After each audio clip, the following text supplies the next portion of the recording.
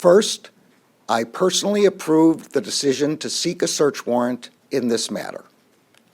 Second, the Department does not take such a decision lightly.